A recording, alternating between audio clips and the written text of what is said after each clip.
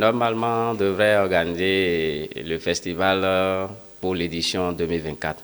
Mais vu les dépenses effectuées août passé, on a jugé bon de mettre ça sur 2 ans.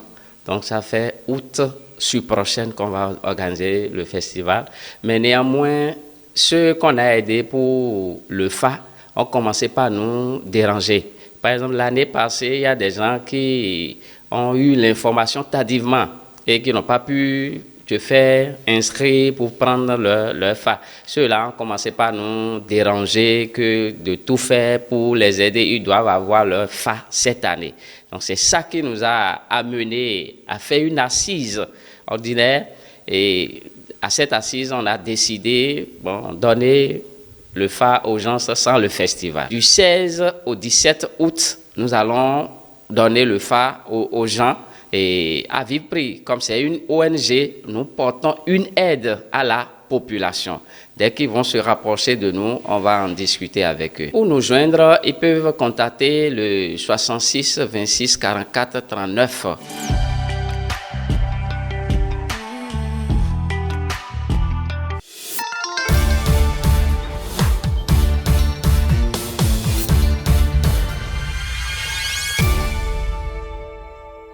Lundi 3 juin 2024, c'est l'heure du premier JT de ce 6e mois de l'année 2024. Amis internautes de Royal TV Bénin, salut, voici le sommaire. Mise en œuvre du PAG après 8 ans, les membres du gouvernement exposent les avancées dans la commune de Bonon.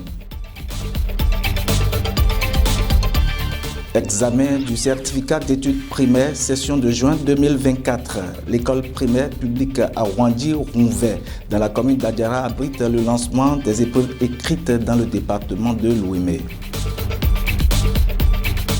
CEP 2024, message du ministre des Enseignements maternels et primaires aux acteurs de l'éducation et à la nation béninoise.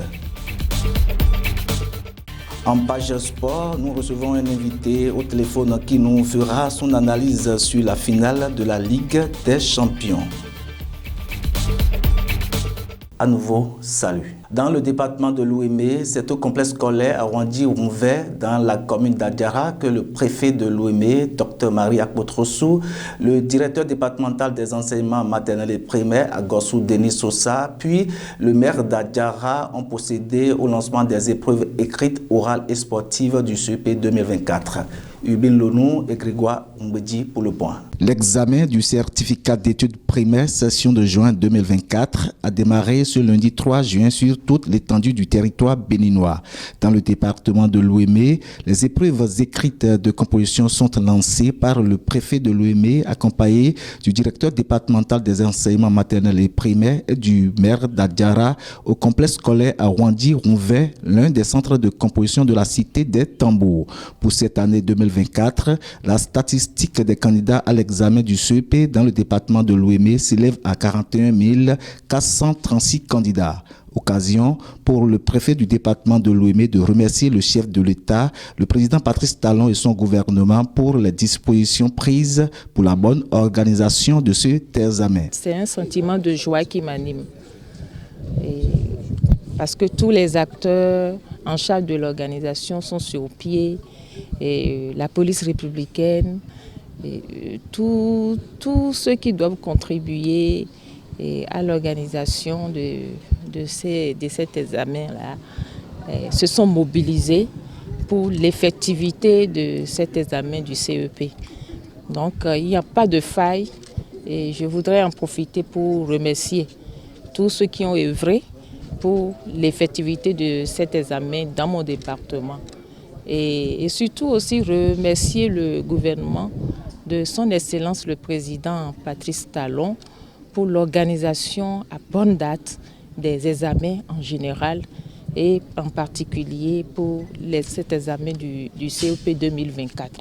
Ils invitent les parents d'élèves à mieux encadrer leurs enfants et de veiller sur leur morale durant cette période de composition de l'examen du CEP. Demander aux parents de prendre soin des enfants, de les protéger et aussi de ne pas les stresser, d'éviter les commentaires désobligeants, des commentaires démoralisants.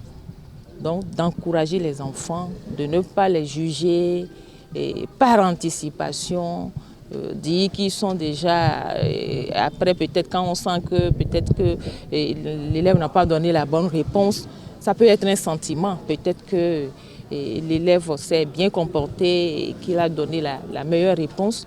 Donc de ne pas les juger, de les encourager tout le long du processus.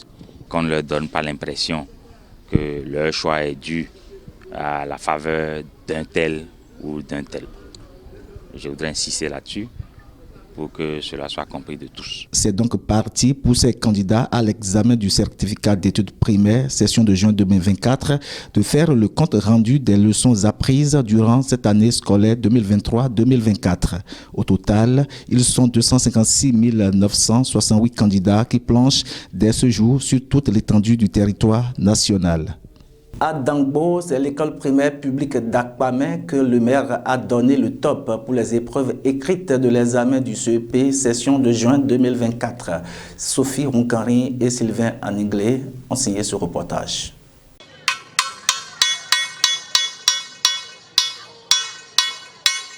C'est parti depuis ce matin pour la phase écrite de l'examen du certificat d'études primaires CEP session de juin 2024 sur toute l'étendue du territoire national. Dans la commune de Dangbo, le coup d'envoi des épreuves est donné dans le nouveau centre de composition, l'EPP Akpamé, par la première autorité communale. Les enfants ont répondu présents dans les centres. Les examinateurs sont aussi présents. Et tout le dispositif mis en œuvre suit le cours normal de l'examen et j'en suis très fier. Je suis arrivé à Akpamé parce que Akpamé est le nouveau-né des centres dans ma commune. De 8, nous sommes passés à 9. Il est de bon temps que je passe doper le moral aux enfants et aux enseignants pour leur donner la conduite à tenir face à cette épreuve importante du cursus scolaire des enfants. Donc je suis là juste pour le lancement officiel du CEP à Akpamé pour tous les centres de la commune de Dangbo. C'est mettre au niveau des CC la liste des surveillants, la liste des mangements, les épreuves sont déjà là. Plus rien ne reste, tout est déjà là pour que les candidats composent normalement. La statistique aujourd'hui, ils sont environ 2561 à composer cette année au CEP. C'est un score qu'on peut dire qui dépasse légèrement celui de l'année dernière. L'innovation qu'il y a, c'est que nous avons un nouveau centre. Nous avons un nouveau centre qui est venu s'ajouter à ce qu'on avait.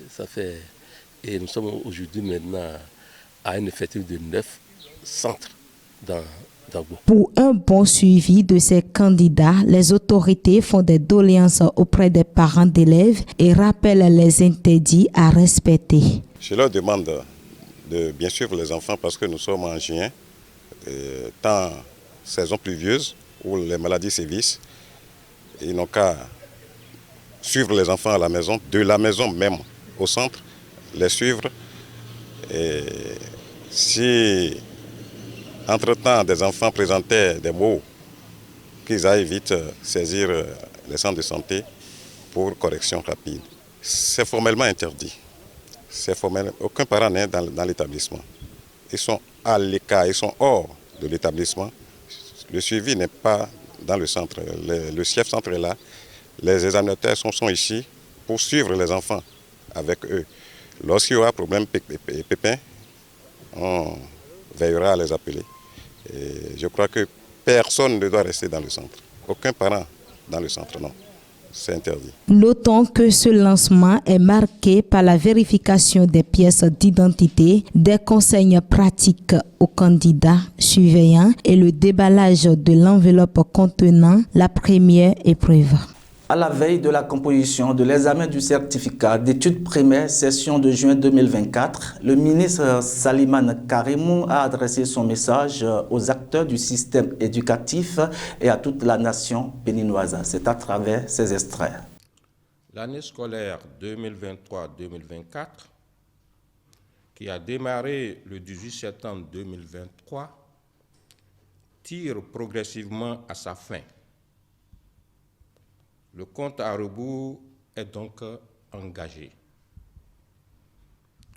Au cours de cette année scolaire, en dépit des contraintes inhérentes à toute vie professionnelle, et surtout au métier d'enseignant, j'ai vu des enseignants, j'ai vu des directeurs d'école vaquer convenablement à leurs occupations, assumant le dur labeur de la préparation de classe, supportant la longue nuit sans sommeil pour la correction des devoirs journaliers, se donnant beaucoup de privations pour le plaisir et le loisir, supportant les caprices des enfants aussi curieux que taquins, déroulant les cours dans le respect des programmes d'études et de la législation scolaire, et servant avec rigueur et sacerdoce la plus grande institution de la République.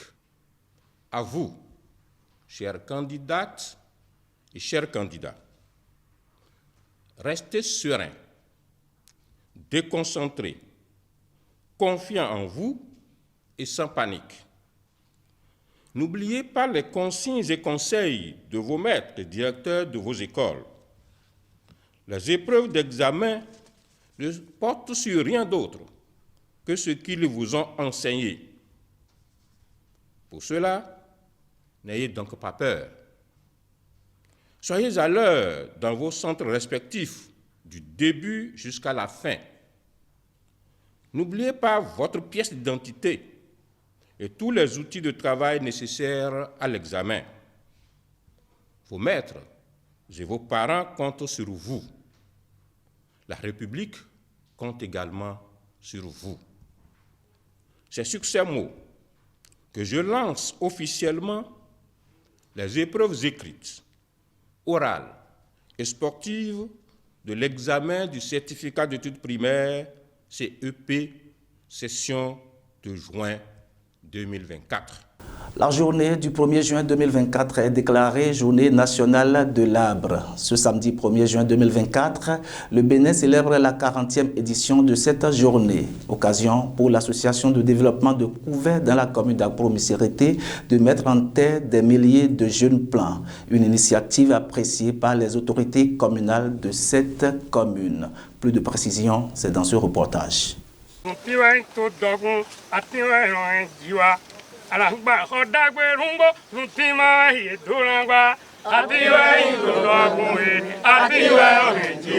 À l'occasion de la célébration de la 40e édition de la Journée nationale de l'arbre au Bénin, célébrée ce 1er juin 2024, les membres de l'association de développement de Couvet dans la commune d'Agro-Missirité ont procédé à la mise en terre de plusieurs plans. On a besoin de cette initiative parce qu'on reconnaît que sur le plan béninois, le 1er juin est destiné au reboisement.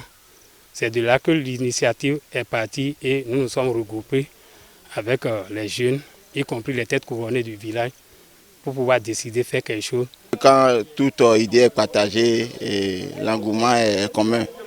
Donc c'est pourquoi on voit tout ce monde qui est avec nous pour la mise en terre de différentes espèces de plantes. Une initiative très appréciée par le premier adjoint au maire de la cité des Okpolo qui éprouve sa satisfaction. Cette initiative, j'en ai été informé dès le début de sa gestation. Et de ma position de premier adjoint au maire, j'ai fait tout ce que je pouvais faire pour que cette plantation ait lieu aujourd'hui. Je suis très satisfait pour cette association, je ne vais pas dire jeune, mais je vais dire c'est relativement jeune association qui vient d'être vraiment installée pour ce bureau qui est dans sa première année d'exercice Je crois que c'est une très grande initiative. Pour la commune d'Akpro-Missirité verte, il lance des appels. Ce que je leur souhaite, et je l'ai déjà dit, c'est de faire en sorte qu'il y ait un bon suivi de ces arbres-là pour que l'année prochaine, que quand ils vont programmer à nouveau cette même activité, qu'ils puissent constater la présence effective des arbres qu'ils ont eu à planter cette année. Parce que nous avons eu des expériences malheureuses dans d'autres zones où des arbres, chez moi-même, où des arbres ont été plantés, mais une année après, on ne retrouve que quelques pieds isolés. Donc le suivi est l'aspect le plus important et je pense qu'ils sont conscients de cela. Et nous serons très heureux de revenir l'année prochaine et de constater que tous les arbres, en tout cas l'écrasante majorité des arbres plantés, sont toujours en place. Puisqu'une chose est de planter des arbres et l'autre chose leur suivi, les initiateurs assurent d'une bonne suivi de ces jeunes plants. Vu que parmi nous, nous avons des ingénieurs agronomes, des gens qui sont du domaine, nous sommes prêts et eux aussi sont prêts à collaborer avec nous pour que, au moment opportun, ce que nous avons décidé de planter puisse produire, c'est-à-dire puisse pousser et donner de l'éclat aux espaces boisés. Tous les plants qui sont mis en terre, il y a une parcellisation des espaces occupés par ces espaces qui sera attribué à chacun des membres actifs. Donc, ils seront chargés de l'entretien de ces plants et le compte rendu sera fait de temps en temps. De toute façon, la commune va constater si la personne a besoin de la parcelle qui lui a été attribuée. Pour la commune d'Akpro-Missirité verte, il lance des appels. C'est un appel général, ce n'est pas uniquement aux autorités, mais principalement elles, d'accompagner ces gens d'initiatives, d'accompagner les quartiers. S'il y a des quartiers qui n'ont pas encore pris cette initiative, qu'elle soit suscitée par les autorités communales et locales pour que la commune de Missirité soit vraiment une commune à couvert vert. Au total, 6000 plants seront mis en terre dans toute la commune d'Akpro-Missirité pour son reboisement dans ce mois de juin 2024 par l'association de développement de Couvert. Après 8 ans d'exécution de son programme d'action du gouvernement PAG, le président Patrice Talon, à travers les membres de son gouvernement et cadres de la mouvance présidentielle, ont commencé une tournée de reddition de comptes dans tout le Bénin. Ce vendredi 24 mai 2024, la délégation de l'OUME s'est rendue dans la commune de Bonon pour faire l'exposé des avancées de ce PAG dans la commune 8 ans après. Suivez le point. Après 8 ans de la mise en œuvre de son programme d'action du gouvernement, le président Patrice Talon a initié une tournée de reddition de comptes. Le vendredi 30 juin 2024 dernier, les membres de son gouvernement et certains cadres de la mouvance présidentielle ont exposé les avancées du PAG dans la commune de Bonon 8 ans après. Le gouvernement de notre pays, depuis 8 ans, a commencé une grosse activité, d'intense activité dans notre pays. Et ça a été réalisé dans toutes les communes du Bénin. Et la commune de Bonon a l'honneur aujourd'hui de recevoir cette délégation afin que nous puissions suivre l'exposé de tout ce qui a été fait dans notre commune et de tout ce qui est en attente. Une démarche très appréciée par des élus. À la tête d'un État, on ne peut que faire ce qui concerne l'État.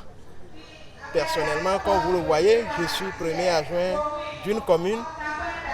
Peut-être que mon village n'a pas bénéficié de tout ce qui se fait au niveau de la commune. Ce qui importe pour moi, c'est qu'est-ce que le Bénin devient, qu'est-ce que le chef de l'État est en train de faire.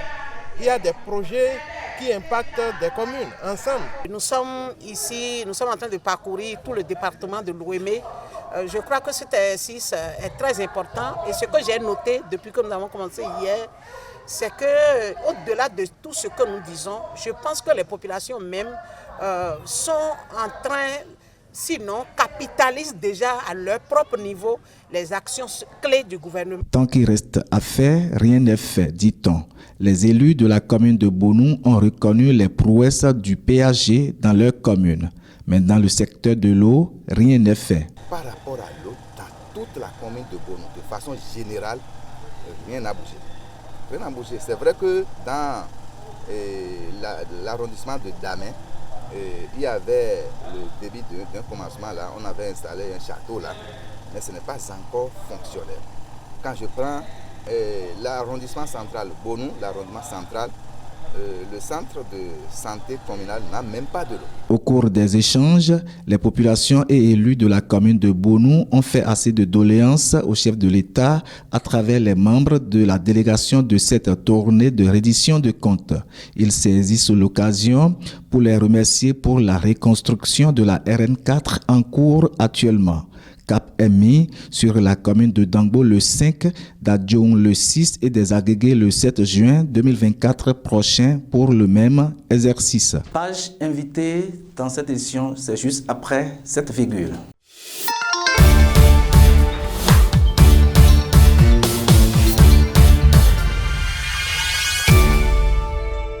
Dona Oda Saroyman, bonjour. Bonjour Eric Chikoutika. Vous êtes fan du Curan. Le samedi 1er juin 2024 a lieu la grande finale de la Ligue des Champions. Vous avez suivi sûrement les deux équipes qui ont croisé les crampons pour cette grande finale. Quelle appréciation donnez-vous d'abord à la prestation de ces deux équipes à la première mi-temps? À la première mi-temps, justement, la première mi-temps était celle des Allemands. Comme vous l'avez su bien dit, je suis fan du foot et je m'attendais à un match alléchant. Pour une fois, on s'attendait à un récital du Real Madrid qui, le 1er juin, nous a encore répété ce qu'il a déjà montré face à Leipzig en 8e de finale, à Man City en quart de finale où pendant 120 minutes, les hommes de Carlo Ancelotti ont défendu. En demi-finale, ce n'était pas encore mieux face au Bayern. Mais en finale, on s'attendait, puisque c'est le petit poussin Dortmund que l'ogre Real Madrid avait en face, on s'attendait à ce qu'il développe pour une fois le jeu. Mais cette fois-ci, c'est Dortmund qui a pris le contrôle dans le match dès l'entame et qui a été super inefficace. Il a été, Adeyemi, écrasé par un géant Thibaut Courtois qui lui a manqué tout le temps de courtoisie durant le match. Malchance pour malchance, 3 occasions, poteau, mauvais contrôle, mauvais tir, mauvais cadrage. Bon, en première mi-temps, il n'y avait que Dortmund. Le Real était presque inexistant. En première mi-temps, le fait étonnant sur la première mi-temps, c'était même le positionnement de Toni Kroos qui a joué en libéraux. Même Fernand Mendy était mieux positionné sur le terrain que Toni Kroos. C'est qu'en première partie, le Real a laissé carrément le ballon à Dortmund qui n'a pas su en profiter en fait. Alors, quand nous prenons la seconde partie, qui est d'ailleurs la partie décisive, malgré la pression de Dortmund, nous avons tous remarqué que le Real de Madrid a remporté pour la 15e fois ce trophée. Quelle appréciation faites-vous? Non, ce qu'il y a que même en seconde partie, le jeu de Real a évolué. Vinicius est devenu un autre joueur sur le terrain. Et le repositionnement de Bellingham et de Toni Kroos ont permis maintenant au Real de montrer, grâce à son expérience de toujours, que c'est une grande équipe, c'est un grand club, et que quand vous êtes en face de celui-là et que vous avez l'occasion de scorer, il ne faut pas passer à côté. Et Borussia aurait pu mettre au moins 2 buts en première partie, et si le Real fait sa remontada comme d'habitude, on aurait au moins eu droit à des prolongations. Mais ce qui n'a pas été le cas. Alors, est-ce qu'on ne va pas dire que c'est le mauvais coaching du coach de Dortmund qui a occasionné le premier? Parce que c'est juste après la sortie de Adeyemi que nous avons constaté que le Real de Madrid a réalisé son premier but. Mais si Adeyemi a eu des occasions et n'a pas pu scorer, il est de norme. une finale, ça se gagne, ça ne se joue pas. Et si il joue bien, il ne gagne pas. Le coach est dans l'obligation, puisque sa visée, c'est de donner une deuxième Ligue des Champions et à Dortmund, qui l'a gagné la dernière fois en 97. En 2013, l'équipe a eu la malchance de tomber sur un Bayern, une équipe de Bayern imparable qui lui a chippé encore sa deuxième coupe. Jusque-là, Dortmund est toujours à la quête de sa deuxième coupe de Ligue des Champions. Mais je ne pense pas qu'il y ait eu mauvais coaching du côté allemand. C'est Carlo Ancelotti, c'est le maestro qui, accompagné de son fils, continue de faire des merveilles. On le renvoyait au Brésil pour la fin de cette saison, mais il vient de prolonger pour 2 saisons encore. On aura l'occasion de voir ses régals pendant 2 saisons encore du côté des Merengues. Merci beaucoup. Avant votre mot de la fin, quelle qualification avez-vous à donner à ce petit sorcier Vinicius? Vinicius, c'est le futur du foot, simplement. Les gens ne le calculent pas. On pense à Haaland, à Mbappé tout de suite. Mais Vinicius, moi je pense que c'est le successeur de Cristiano Ronaldo et de Messi. Donc, prochain ballon d'or selon vous? Ceux qui me suivent ont vu mes statuts. J'ai écrit tout de suite Vinicius ballon d'or. Mais il dépendra de l'issue de... Oui. Il dépendra maintenant de l'issue de la Copa Libertadores et de l'Euro. Si éventuellement Mbappé, qui est finaliste malheureux de la Coupe du Monde dernière, arrive à gagner l'Euro et lui ne va pas prendre la Copa Libertadores, qui est l'équivalent de l'Euro en Amérique du Sud, les votants qui sont ceux qui le sont peuvent donner la coupe, le ballon d'or à Mbappé, peut-être. Bon, mais on verra ce que ces 2 compétitions vont donner. Merci, Dona Oudassa-Vraiment, votre mot de la fin rapidement. Bon, merci à vous de m'avoir invité. Et bonne écoute, j'espère qu'on a satisfait les téléspectateurs, vos internautes. Merci, je ne dirai pas le contraire. Je rappelle que vous nous appelez depuis le Sénégal. Vous êtes un produit fini de CESTI. Nous allons profiter de votre occasion pour vous demander de faire un petit coucou au jeune président Bassirou Diomaye Faye. Il va vous suivre sans doute. Au revoir. Le président du PASTEF, Ousmane Sonko. Merci à vous. Sonko. À plus. Nous promettons de vous revoir prochainement, sûrement. Merci. Certainement.